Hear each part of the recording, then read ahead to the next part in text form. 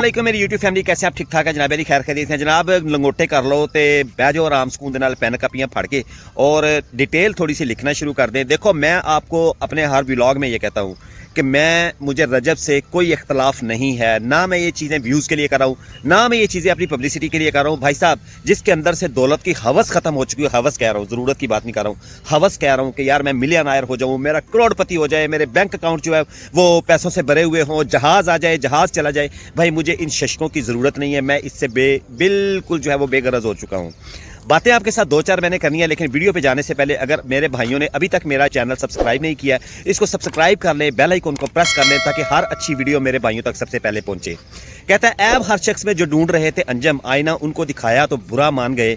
अब बात जब भी हम करते हैं तो फिर लोंडे लपाड़े जो है वो आज के वो उठ के आ जाते हैं। 18 से 24 साल की ऑडियंस जो बिल्कुल नल्ले बेकार किसी काम के नहीं है, वो उठ के आ जाते हैं और वो बातें करना शुरू कर देते हैं हमारी वीडियो के ऊपर कि आप व्यूज़ के लिए ये सारा कुछ कर रहे हैं, आप व्यूज़ के लिए ये सारा कुछ कर रहे हैं। भाई आप भी करो, आपको किसने रोका है?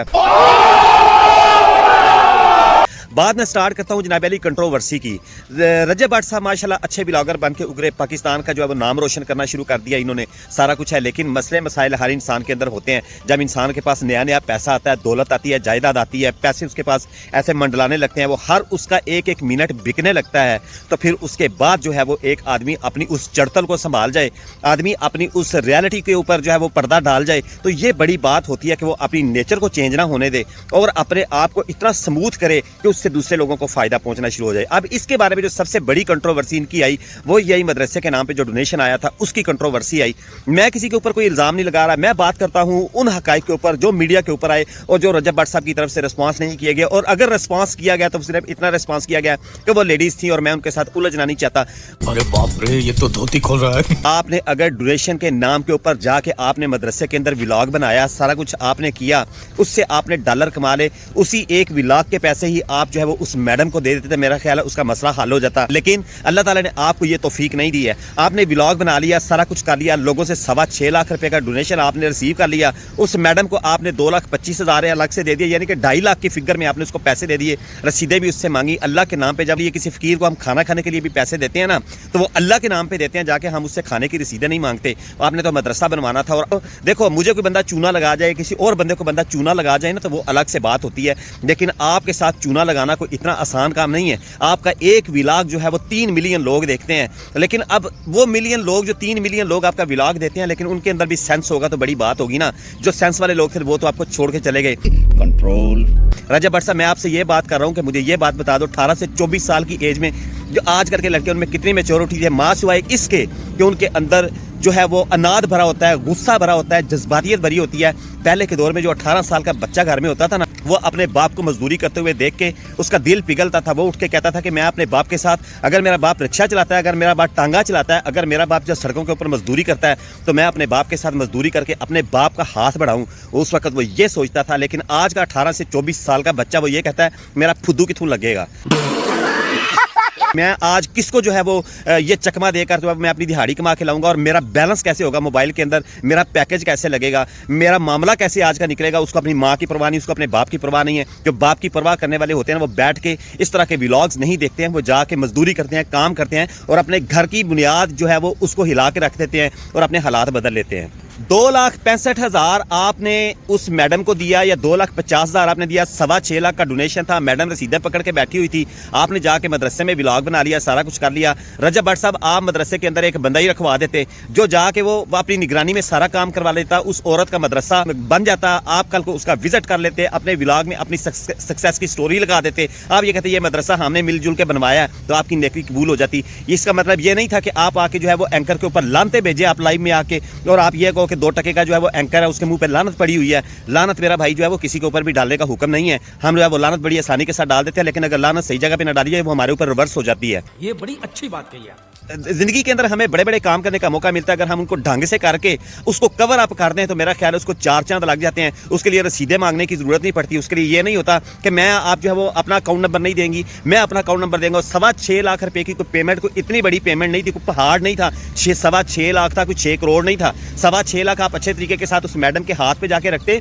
अपनी निगरानी में काम करवा देते, मदरसा क्लियर हो जाता, मदरसा चल जाता, तो मेरा ख्याल है आपकी ये 3 की ऑडियंस, 3.25 की ऑडियंस जो है ये 6 ऑडियंस में चेंज हो जाती। आती, इस तरह के काम आप करते तो मेरा ख्याल है ठीक है। लेकिन आप तो पड़ गए कंट्रोवर्सी में, आप तो पड़ गए बदमाशी में। आपने तो कहा जनाब पैसा आ रहा है तो कोई मुश्किल नहीं है, आप भी जाके रसीदें सामने रख के बैठ जाते। आप कहते कि जनाब आपने कहा जी फलां ले गया, आपका बच्चा मेरे से पैसे लेके जाता है, मैडम कह तो रही है इतने पैसे मुझे मिले हैं, रसीदें देख के आपने इतने पैसे दिए, मैडम को जितने पैसे पहुंचे उन्होंने बता दिया। वो मैडम मेरी को पुप्पी की बेटी नहीं है, मैडम को मेरी रिश्तेदारनी नहीं है। लेकिन मैं एक बात कर रहा हूँ, आपके एक्ट की बात कर रहा हूं कि आपने क्या किया, उसके अगेंस्ट आपने क्या किया। आपने जो है वो आके एक विलाग में रो के दिखा दिया, आपने एक विलाग के अंदर आके ये करके दिखा दिया। 6.25 लाख की पेमेंट थी, कोई इतनी बड़ी पेमेंट नहीं थी भाई, 4 बंदे लेके जाते, उसका काम कंप्लीट करवा देते, उसका मदरसा कंप्लीट हो जाता, उसका मदरसा चल जाता और बात खत्म हो जाती, आपका नाम बन जाता। जिंदगी के अंदर हम बातें करते हैं, बड़ी बड़ी बातें करते हैं, फिर एक आप कंट्रोवर्सी में पड़ गए, ये वाला मुद्दा खत्म हुआ तो चलो फायरिंग केस आ गया। यार फायरिंग केस में हमें भी अफसोस हुआ कि यार आपके घर पे फायरिंग हुई, नहीं होनी चाहिए थी, ये बहुत बड़ा जुल्म हुआ। फिर आपने वहां पे भी जाके जो है वो अपना लहजा जो है वो धीमा नहीं रखा,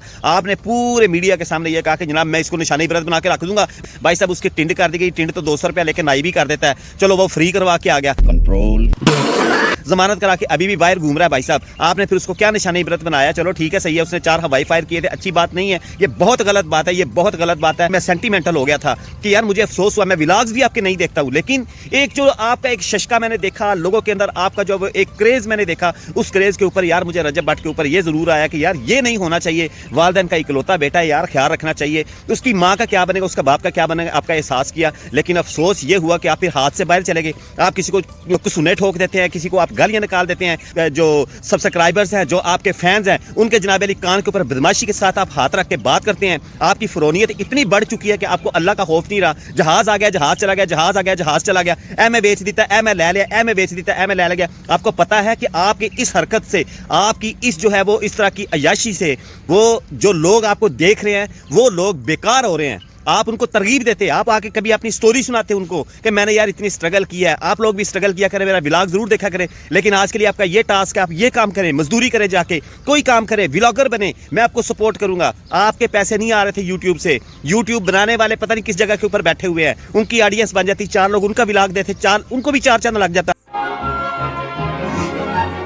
लेकिन अफसोस की बात है कि जब अल्लाह ताला ने किसी से नेकी करवानी होती है तो वो खुद ही इंतखाब करता है, हम भाग के आगे हो जाते हैं। जब हमसे कंप्लीट नहीं होती ना तो फिर इसका मतलब ये होता है कि अल्लाह हमारी उस नेकी करने के लिए खुश नहीं है।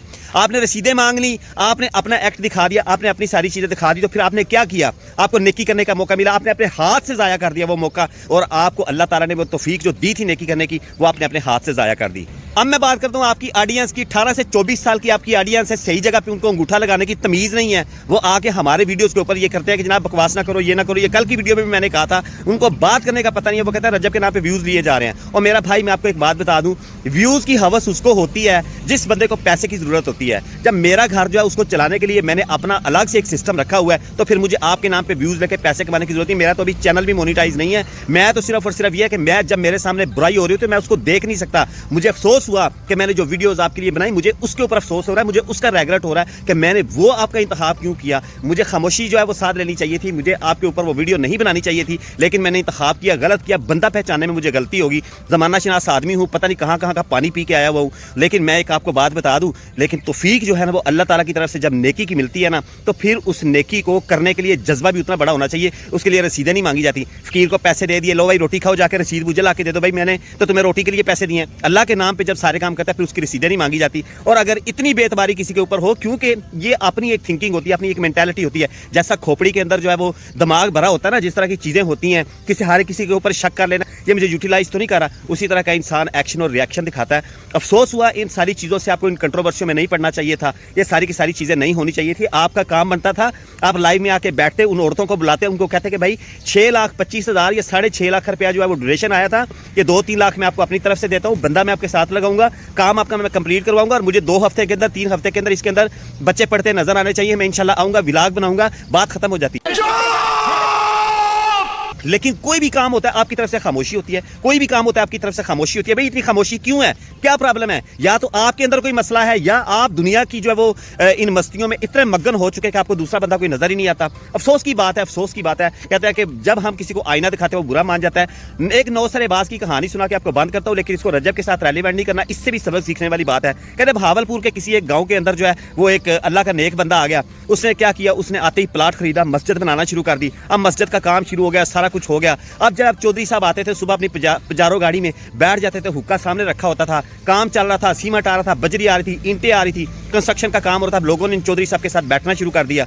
जब उनके साथ इकट्ठ हो गया तो फिर उन्होंने पूछा कि चौधरी साहब आप ये मस्जिद क्यों बनवा रहे हैं? उसने कहा कि मेरे 4 बेटे अमेरिका होते हैं और मुझे मेरे जिम्मे उन्होंने जो काम लगाया वो ये काम लगाया हुआ है कि बस जिस गांव के अंदर मस्जिद छोटी हो या मस्जिद की प्रॉब्लम हो, आपने वहां पे जाके मस्जिद कंप्लीट करवानी। तो मेरा अब यही काम है कि मैं जो है वो अब गांव देखता रहता हूं, जगह ढूंढता रहता हूं। अब आपके गांव के अंदर मस्जिद छोटी थी तो मैंने सोचा यहाँ पे मस्जिद बनवा दी जाए ताकि आप लोग खुले दिल के साथ अल्लाह की इबादत कर सके, साफ सुथरा माहौल आपको मिले। तो अब लोगों ने उनकी बातों में इंटरेस्ट लेना शुरू कर दी। को 10 दिन लग गए, 15 दिन लग गए, 20 दिन लग गए। चौधरी साहब ने कोई पैसा किसी से नहीं लिया, आराम सुकून के साथ मस्जिद का काम जो है वो करवाते रहे। फिर किसी ने कह दिया कि चौधरी साहब हमारे बच्चे को भी अमेरिका में ले जाएं, मेहरबानी आपकी। उन्होंने कहा कि भाई मैं ऐसे तो कोई फैसला नहीं कर सकता, मैं अपने बच्चों से बात करूंगा तो फिर आपके साथ मैं बात करूंगा, क्योंकि इस तरह बात का मजा नहीं है। लेकिन मस्जिद का काम कंस्ट्रक्शन का चल रहा है, चौधरी साहब जेब से पैसे लगा रहे हैं, सारा कुछ हो रहा है। फिर अचानक से ये होता है कि फिर चौधरी साहब एक दिन आके 2 दिन के बाद 4 दिन के बाद जब लोग उनसे 2-3 बार पूछ लेते हैं तो फिर चौधरी साहब जो है वो बिल्ली थैले से बाहर निकालते हैं और उनको कहते हैं कि मैंने अपने बच्चों से बात की है, वो एक प्रोजेक्ट स्टार्ट कर रहे हैं, उसके लिए उनको 20-25 बंदों की जरूरत है।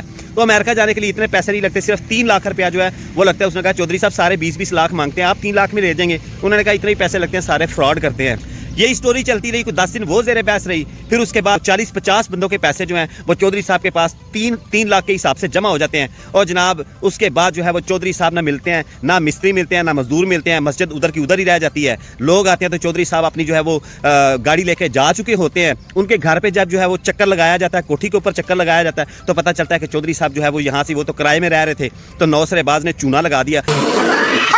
भाई मैं किसी को नौसरेबाज नहीं कह रहा हूं, मैं आपको सिर्फ एक एग्जांपल बता रहा हूं कि दुनिया में इस तरह के नौसरेबाज हैं, लेकिन आपको गाइड किसी ने नहीं किया। आप नौसरेबाज नहीं है, लेकिन आपके अंदर प्रॉब्लम यह है कि आपकी दौलत नहीं है, आपको पता नहीं चल रहा, आपको समझ नहीं आ रहा कि आपने गरीब आवाम के जज्बात के साथ कैसे खेलना है। आपको यह समझ है सिर्फ कि मैंने गरीब आवाम को जो है अपना शशका कैसे दिखाना है, गरीब आवाम का जो दिल है वो मैंने कैसे तोड़ना है, उनका दिल मैंने कैसे जो है उनको इस तरह मोल्ड करना है कि ये बड़ी बड़ी याशी की जिंदगी है। काश आप ये चीजें ना करते, आप अपने व्लॉग से और बड़े अच्छे पैगाम दे सकते थे। लेकिन अल्लाह ताला ने आपको मौका दिया और वो आपसे उन्होंने खींच लिया कि उनको पता चला कि ये बंदा डिजर्विंग नहीं है कि जिसको नेकी की तौफीक दी जाए। ये शार्ट आउट दे के सारा कुछ करके ये कोई आप बहुत बड़ा काम नहीं कर रहे। मैं आपसे शार्ट आउट लेना चाह रहा था, मैंने सोचा था कि शार्ट आउट लूंगा, अच्छे काम करूंगा, लेकिन मुझे वो भी ख्वाहिश नहीं रही है। अगर मेरी किसी बात से रजब फैमिली को दुख पहुंचा हो तो मैं उसकी माजरत चाहता हूँ, आने में माजरत चाहता हूँ। लेकिन मैं आपको ये बात बता देता हूँ कि हक का साथ देना सीखें। आप किसी को भी पसंद करें, रजब को पसंद करें, अम्मी जान को पसंद करें, किसी को भी पसंद करें, लेकिन मैं आपसे ये रिक्वेस्ट करता हूँ कि जिस दिन आपके अंदर ये क्वालिटी आ गई कि अगर रजब बुरा करेगा और आप रजब को टाउट करेंगे या आप रजब के बारे में बोलेंगे, बात करेंगे कि रजब भाई यहाँ पे आप गलत हैं, यहाँ पे आप सही थे, तो फिर उसके बाद जो है वो आपकी जो आपके अंदर, आपकी शख्सियत के अंदर जो निखार आएगा ना, उसका नेमुल बदल नहीं होगा आपकी ज़िंदगी के अंदर। ये चीज़ें सीखें, बजाय इसके कि आप आएँ, आप जो है वो अपना वेला मचाना शुरू कर दें, आप जो है वो आके फजूल किस्म की बातें करना शुरू कर दें, आप जो है वो लोगों को टाउट करना शुरू कर दें, फजूल किस्म के मैसेज करें, सारा दिन आपके पास कोई काम नहीं होता। मेरा भाई मैं आपको सच्ची बात बता रहा हूँ, मुझे दौलत की कोई हवस नहीं है, मेरा अच्छा गुजारा चलता है, ज़बरदस्त किस्म का गुजारा चलता है, बेहतरीन किस्म की ज़िंदगी गुजरती है। सुकून में सोता हूँ, रात को मुझे सोने के लिए सिर्फ 3 मिनट चाहिए होते हैं, मैं बिस्तर के ऊपर लेटता हूँ, सिर्फ इतना तज्जिया करता हूँ कि आज के दिन में मैंने किसी को तंग तो नहीं किया, आज के दिन में किसी के साथ मैंने झूठ तो नहीं बोला, आज के दिन में मैंने नमाजें कितनी पढ़ी हैं, आज के दिन में मैंने सबसे अच्छा काम कौन सा किया है। ये 3 मिनट लगते हैं मुझे सोचते हुए और उसके बाद जो है वो मैं बिल्कुल आराम सुकून के साथ सोता हूँ। और जब मैं सोता हूँ तो सुबह पहली नींद पे जमात के टाइम पे मैं उठता हूँ और यही मेरी ज़िंदगी की रूटीन है। आप लोग सिर्फ और सिर्फ ये चीज़ फोकस करें कि अगर आप अपने घर के हालात बदलना चाहते हैं तो ये वकालत करके नहीं आप बदलेंगे, आप अपने हालात बदलने के लिए आपको उठ के निकलना पड़ेगा। किसी को भी पसंद करो, लेकिन अपने अंदर एक अच्छी क्वालिटी पैदा करो, एक अच्छा जो है वो अपने अंदर सेंस ऑफ ह्यूमर पैदा करो, सीनियरिटी अपने अंदर पैदा करो, संजीदगी पैदा करो कि अगर कोई बंदा गलत बात करेगा तो वो कोई भी हो, आप उसको टाउट करेंगे, कहेंगे कि आप यहाँ पे गलत हैं, फिर आपकी शख्सियत में निखार आएगा। मुझे अपनी दुआ में याद रखें। मेरी किसी बात से अगर किसी को बुरा लगा हो तो मैं उसकी माजरत चाहता हूँ। टेक केयर, अल्लाह हाफिज़, अस्सलाम वालेकुम।